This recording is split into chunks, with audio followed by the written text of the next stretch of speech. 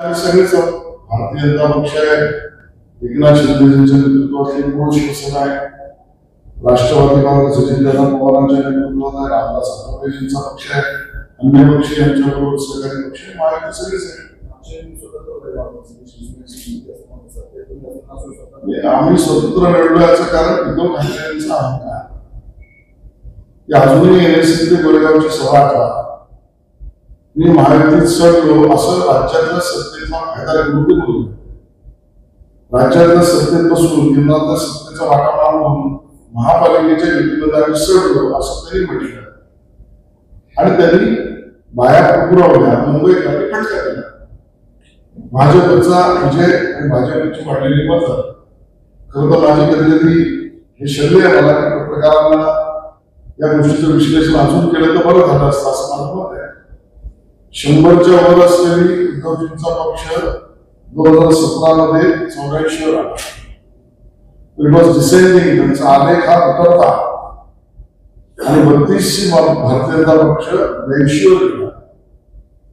या आलेखाचं मूल्यमापन करण्याऐवजी त्यांचा वापर झाला याच्यावर ती आणि चौकीदाराची भूमिका घेतली. देवेंद्रजींनी स्वतः सांगितलं की मग त्यावेळेला मित्रपक्षाशी आणि मित्रासंवाद घेऊन त्यामुळे कुठलंही बहुमत नसतानाही तरी 5 वर्ष त्या ठिकाणी महापालिकेत बसले. मला असं वाटतं आज उद्धवजींचा पक्ष त्यांच्याबरोबर येणारे सगळे पक्ष यांना मिळून 50-55चा आकडा पार करता येणार नाही. माझा वर्ग कार्यकर्ता सर्व येतो आहेच, त्यामुळे कार्यकर्ता म्हणून, आमदार म्हणून, मंत्री म्हणून, निवडणुकीतला प्रचारक म्हणून, निवडणूक प्रमुख म्हणून जे काम मला पक्ष देईल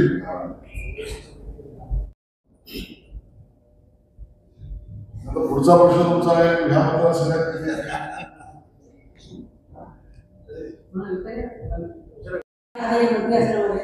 राज्याची अस्मिता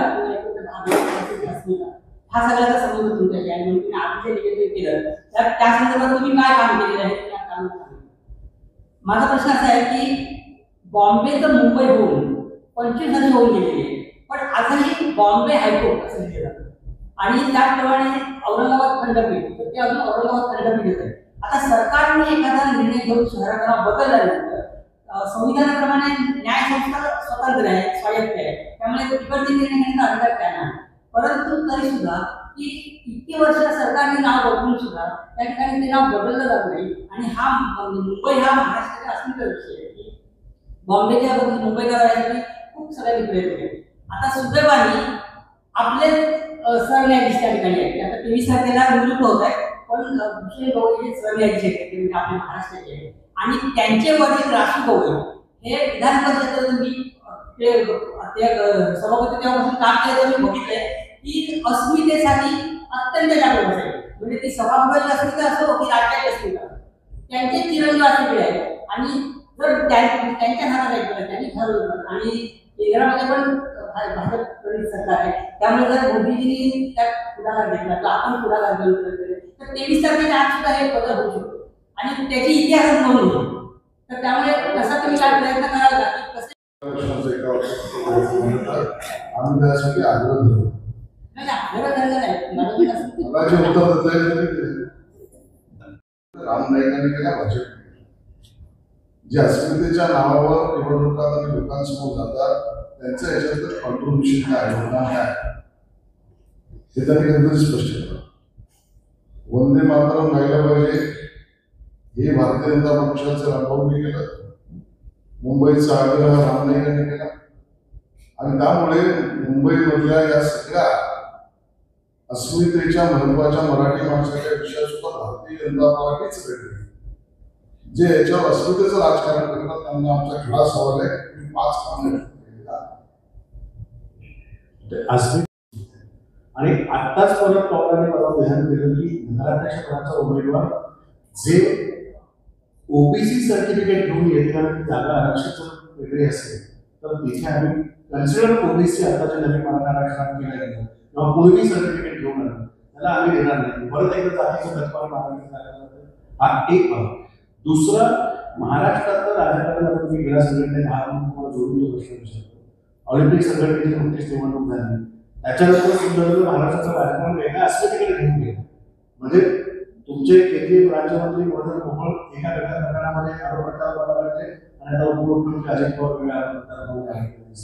आणि अजित पवार असं म्हणतात की कुठली निवडणूक आली की मला मतदान करण्याचा प्रयत्न होतो, नेमकं कोण करतायचं मला याची माहिती नाही, याच्याबद्दल स्पष्ट आहे. हे बाकी दुसऱ्या मुद्द्याचं माहिती सांगतात कोण बदनाम करत असेल अजितदादांची माहिती असते तर मुख्यमंत्र्यांना सांगते, सार्वजनिक नेते कानात नाही सांगते आणि त्यामुळे त्याच्यावर मुख्यमंत्री मोदी निर्णय करते.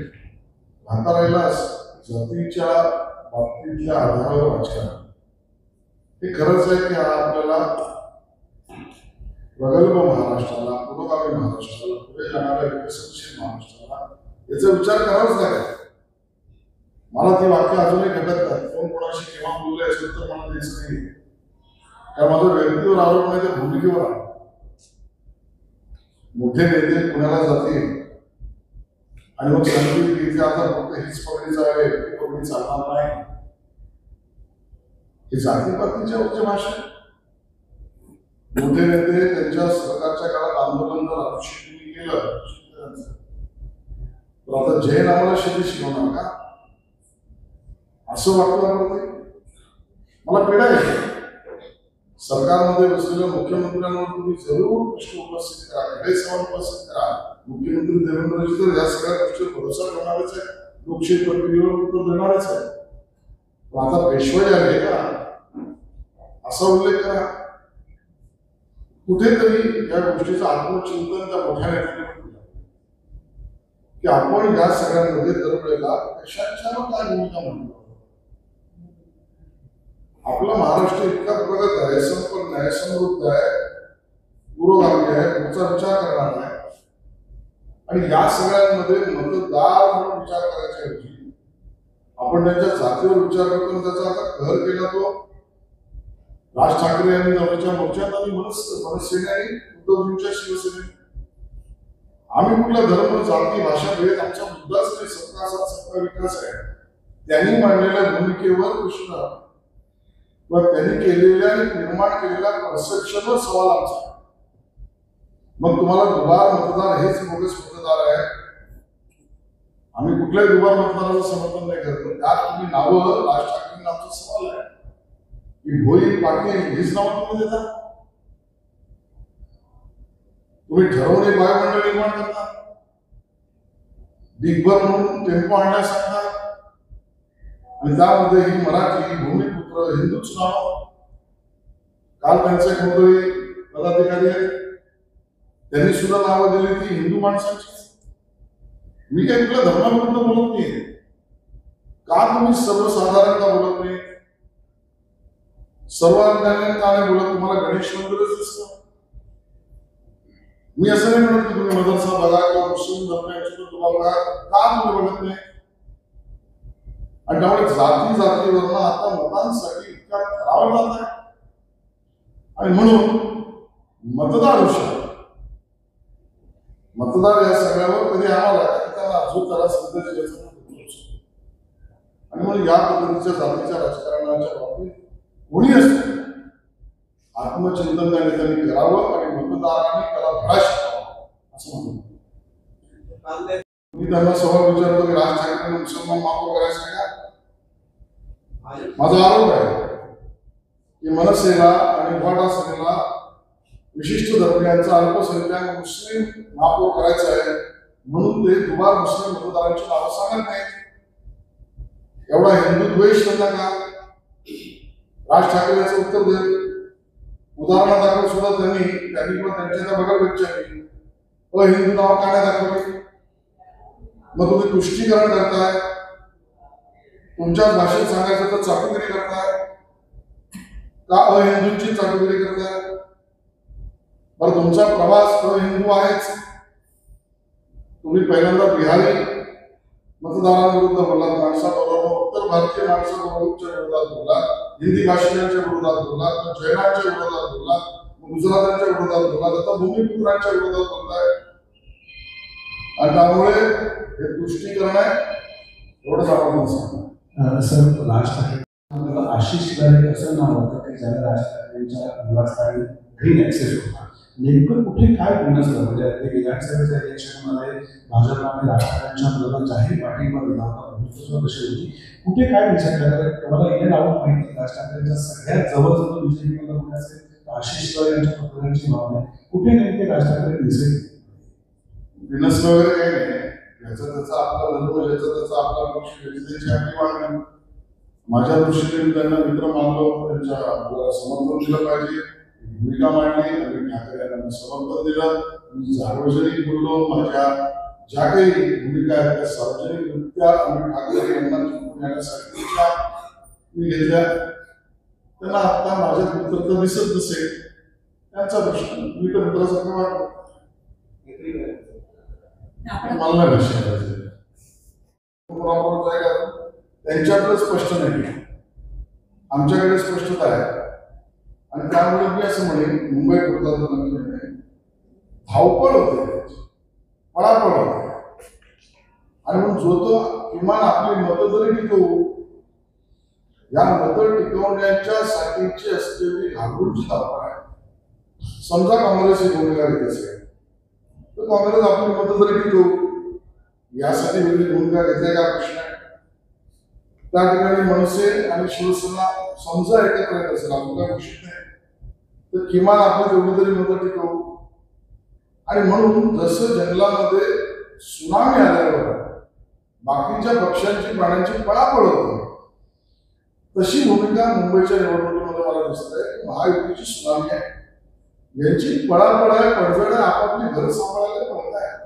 याच्या पलीकडे विश्लेषण मला काही दिसत नाही. आदित्य ठाकरे मध्यंतरी असं म्हणाले होते की महायुतीच्या हातात बीएचची सत्ता लावून तिजोरीमध्ये खडखडाट करून घेणार, जेवढं आम्ही सगळं साठवून ठेवलं तेवढे सगळं पूर्ण तिजोरी उभी करून निघाली करतात. त्याच्यावर तुमचं काय? चोर मचाय शोर. कारण ज्यांनी आपली तिजोरी खाल्ली हो, यांनी कशात नाही खाल्लं. तर महापालिकेत 10 वर्ष काम केलं, महापालिकेत 10 वर्षांनी काम केलं. मुंबईत निवडून आलेला चौथ्यांदा विधान परिषद गेली 24 वर्ष मी सातत्याने मुंबईकरांच्या आशीर्वादाने निवडून आलो. एवढ्या इलेक्शन आदित्य ठाकरे होते.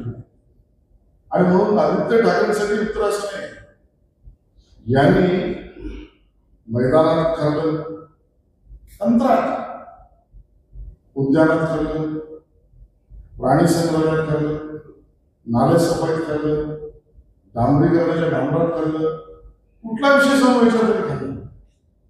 आणि म्हणून ज्यांनी निकृष्ट सेवा देऊन भ्रष्टाचाराची गंगा, म्हणजे आता किती लोक आत गेले, किती लोकांना काय त्या कोविडमध्ये खिचडीमध्ये पण खाल्लं, बॉडी बॅग मध्ये पण खाल्लं.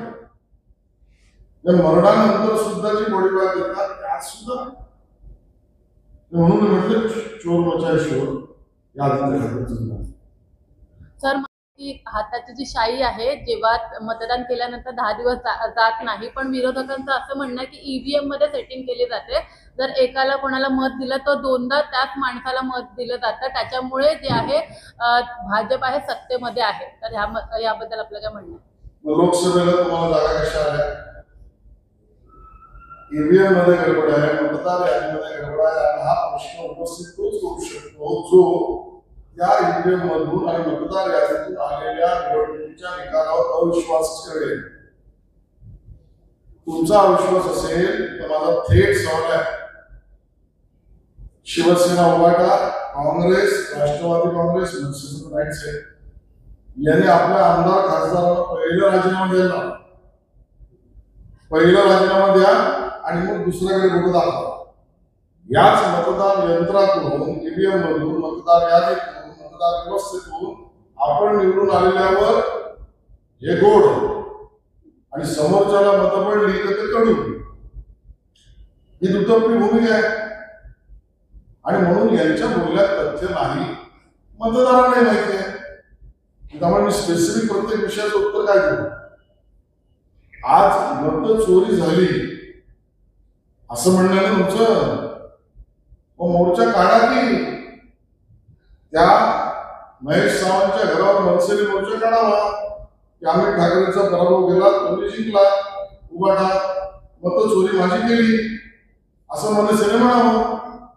अजय चौधरीच्या घरात बाळा नागतावरांनी मोर्चा काढावा मनसेने माझी चोरी स्वतःची तू केलीस, तू निवडून आलास. किती उदाहरण देऊ?